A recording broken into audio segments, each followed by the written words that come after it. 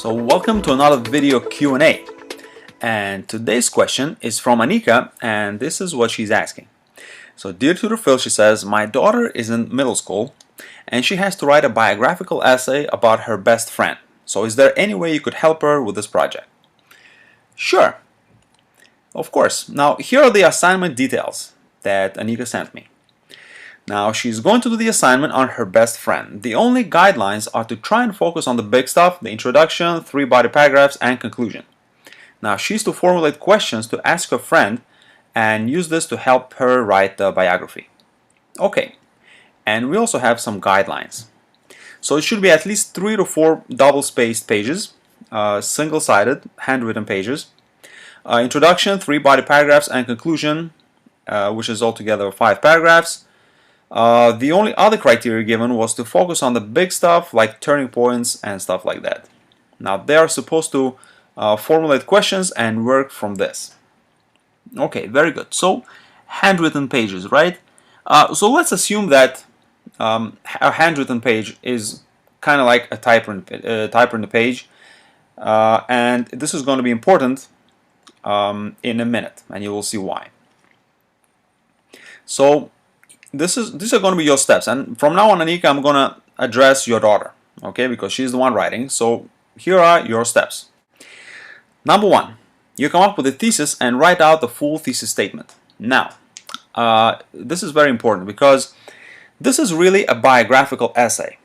Now, biographical essays and biographies are generally and usually not they're not expository, which means they don't necessarily have a point. They don't necessarily have a thesis. However, in your case, they're actually asking you to write, to write the main point and the thesis because they're giving you the 5-paragraph structure. And the 5-paragraph structure is, of course, the introduction, meaning the thesis statement. Let's just call it introduction. Let's call it a thesis statement from now on. Okay, then 3 paragraphs of the body of the essay, and then the conclusion. So it is an expository essay, and we must treat it as such. Okay, we're not just writing a biography, you're writing a point about your best friend, and you are proving why you believe that this is true. So your step number 1 is not going to be going to your friend and asking her the questions. No, step number 1, because look, she's your friend already, or he is your friend already, is your best friend, so you probably already know a lot of stuff about her. So you can definitely come up with something and write it out. Next, based on the thesis, you ask your friend the questions. You just give her a call or send her an email, or meet up with her and ask her the questions and kind of lead her to give you the answers you will need to support your thesis. Does that make sense? Okay, this is very easy. So if you ask her the questions first, then you're going to have to figure out, okay, what do I put where and how do I make it work? But if you come up with a complete structure first, and then you call her and ask her the questions that you want the answers to, then you will have an easy time writing the body of the essay. Okay, so based on the answers, you write the body of the essay. That's your step 3. And of course, step 4, you write the conclusion. And the conclusion, you simply, you pretty much summarize the entire, basically it's going to be almost a verbatim copy of your thesis statement. However, it cannot be verbatim. You simply, what you're going to do is you will rephrase, and you will use different words to pretty much say the same thing as you already said. Okay, and let's take a look graphically how it looks like, what it looks like. You're going to use the power of 3. Why? Because the power of 3 lends itself very well to this 5-paragraph essay structure. Now, how come? Because you have paragraph 1, which is the thesis statement. Then you have 3 paragraphs of the body of the essay, which are going to be 3 sections in which you will prove your point that you make in the thesis statement, right? And then the conclusion. So that's the 5 paragraphs. And the power of 3 will correspond to the A, B, and C main body sections of your paper. Now, let's see how this would work. I'm just going to give you an example of what I think, just a sample of what might work in this kind of an essay. And you could say something like this. My best friend Mary is very smart, goal-oriented, and caring. Okay? And now you're going to have to prove that this is true. And you will have to say in section 1, or rather in section A, you will say Mary is smart because she's a straight A student and she loves to learn new things.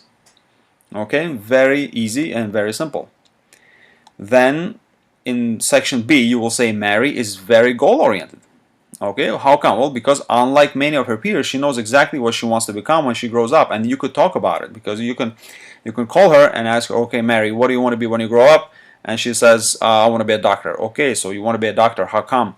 You know, what kind of things do you want to do? And what kind of a doctor do you want to be? And you just fill up this section with all this information. You see, if you come up with this in advance, then you know exactly what questions to ask. If you don't come up with this structure in advance, then you're going to have a hard time even coming up with the questions. Okay, and then you, in section C, you could say something like Mary is also a very caring person because her mother is a single parent and Mary helps her a lot. Okay, and then of course you have your conclusion, in which you will simply rephrase the things that you already said. Okay, so this is how it would work. Now, let's do some simple essay math. Okay, I hope you're good at arithmetic, and let's take a look. So now 4 pages. Now, I was assuming that you're writing a typewritten paper, and this would be about 1,000 words. Of course, handwritten is going to be much less, much fewer words. You could actually kind of cut it in half, everything I'm saying here. But if it were a typewritten paper, yes. If it were a typed paper, it would be 4 pages would be about 1,000 words. Now, what would that mean? This would mean that you would have your first and your last paragraphs, and you would allow 250 words for those paragraphs, meaning about 150 words for your thesis statement for the first paragraph, and about 100 words for your conclusion. Altogether, it would make 250 words.